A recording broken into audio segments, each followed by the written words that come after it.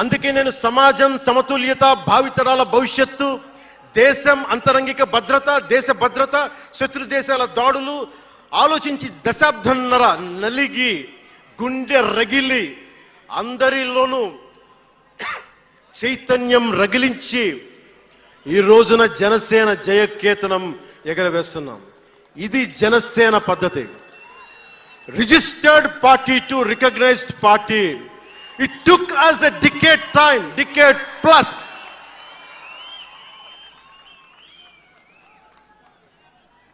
అంటే నువ్వు ఎలా మార్చేసుకుంటావంటారు. నువ్వు అలా పడితే ఎలా మార్చేసుకుంటావని మాట్లాడతారు. అరే ఒక మనం ప్రార్థించే నదే గంగమ్మ అవ్వచ్చు, కృష్ణమ్మ అవ్వచ్చు, దేవత అవుతుంది, పడవలకి రస్తా అవుతుంది, పంట కాలువలకి పొలాల్లోకి దూరే పంట కాలువ అవుతుంది. మార్పు అనేక రకాలుగా ఉంటుంది. ఇక్కడ నువ్వు గంగని నదిగా చేశావు, ఇక్కడ నువ్వు స్నానం చేయకూడదంటే కుదరదు. చాలా విభిన్నంగా చూడాలి. నేను మార్పు కోసం వచ్చిన వాడిని, ఓట్ల కోసం వచ్చిన వాడిని కాదు. అంటే ఇన్ని మాట్లాడే ఈ ఇంగ్లీష్ పేపర్ వాళ్ళకి I want to give you an example.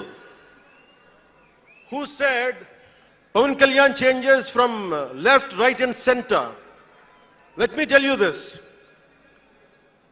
One example from one of your journalist brotherhood, from your journalist brethren, Sri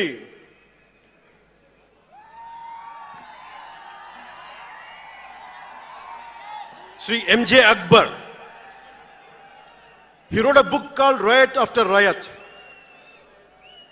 ఆ పుస్తకంలో ఎంటైరిటీ అంతా how BJP is wrong, how BJP is communal అని all the stories he picked up is all about anti BJP.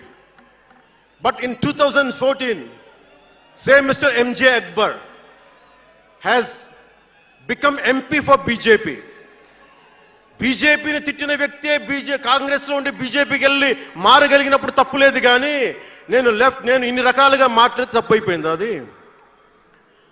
అంటే ఇది let me tell you, I blended the best of everybody. I have tested it on myself personally and applied to the party. That's why we got 100% striking rate.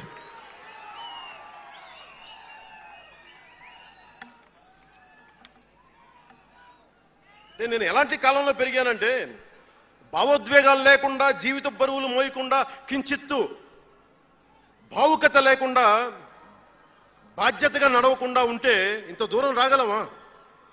జీవితంలో నిన్న కాకితాళంగా ఎలా జరిగిపోతాయి? అంత fluke అండి అంటే 21 సీట్లతో 100% వచ్చేస్తామా? 151 సీట్లు ఉన్న ఆ పార్టీని 11 సీట్లకి రానివ్వగలమా? ఎంత పోరాటం చేశాం మనం, ఎంత నలిగాం. వైజాగ్లో మన ఎమ్మెల్యేలు ఎంతమందిని జైల్లో పెట్టారు, ఎంత భయభ్రాంతులను చేశారు. బయటికి వస్తే ఆ రోజు అందరూ అడిగారు, మీరు వెంటనే ప్రధానమంత్రి గారికి చెప్పండి, ఫోన్ చేయండి, మీకు తెలుసు కదా అంటే నేను ఒకటే అన్నా, ప్రజల్ని కాపాడటానికి వచ్చాను నేను. నన్ను కాపాడమని ఎవరిని నేను అడగదు, ప్రధానమంత్రి గారైనా సరే. ఇది నా నేల, నా పోరాటం. ఇది నా మీద చెయ్యి వెయ్యమని చెప్పండి, చెప్తాను నేనేంటో అని చెప్పాను. అంటే నేను ఎవరో వస్తారని నేను ఎప్పుడు చేయను. నేను ఎంత నిలబడగలను అదే నా మెజర్ అంతే. నేను ఎలాంటి జీవితం నుంచి వచ్చానంటే, నాకు చుట్టుపక్కల పేరెంట్స్ కమ్యూనిస్టులు, పిల్లలేమో క్యాపిటలిస్టులు. అలాంటి లెఫ్ట్ భావాలతో ఉన్న నాయకుల్ని, వారి పిల్లల్ని నేను నెల్లూరులో చూసేవాడిని. అంటే మార్పు అనేది అవసరం. నాన్న కమ్యూనిస్ట్ కదా అని కొడుకు క్యాపిటలిస్ట్ అవ్వకూడదనే రూల్ లేదు, ఇలాగే ఉండాలని ఏం లేదు. అంటే సహజం, అంటే మార్పు చాలా సహజం. ఎదగడానికైనా దిగజారడానికైనా సరే వారి ప్రవర్తనని, వారి ఆలోచన విధానాన్ని బట్టి ఉంటుంది. కులాలను కలిపే ఆలోచన విధానం, భాషలని గౌరవించే సాంప్రదాయం, సంస్కృతుల్ని కాపాడే సమాజం, ప్రాంతీయతను విస్మరించిన జాతీయవాదం, మతాల ప్రస్తావన లేని రాజకీయ